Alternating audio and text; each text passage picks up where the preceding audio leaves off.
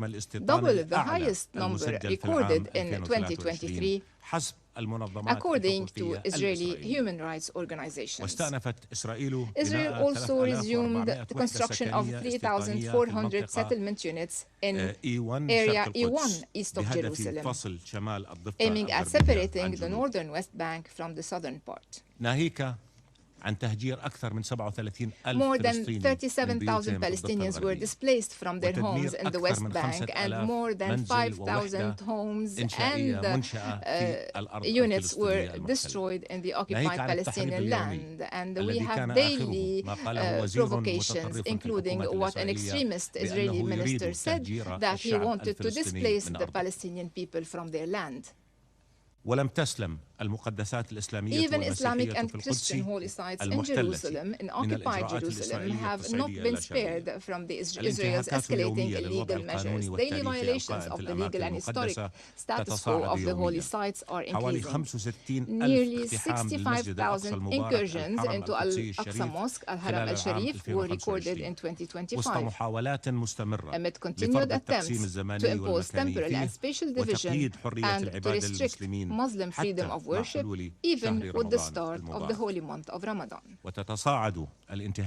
Violations against Christians in the occupied territories and their holy sites are also escalating. Extremist Israeli groups are attacking Christian clergy and worshippers. Israeli measures restrict their access to churches. In an unprecedented violation of the historic and legal status of the holy sites, the Israeli government imposed taxes on church properties, opening the door to the confiscation of these properties and the freezing of church bank accounts.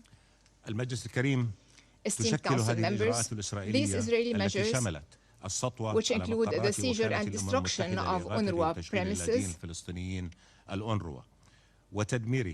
and preventing UNRWA from fulfilling its mandate, constitute a blatant violation of international law, of Security Council Resolution 2334 of 2016, and of the 2024 advisory opinion of the ICJ, which affirmed the illegality of occupation measures and the invalidity of the annexation of occupied Palestinian lands.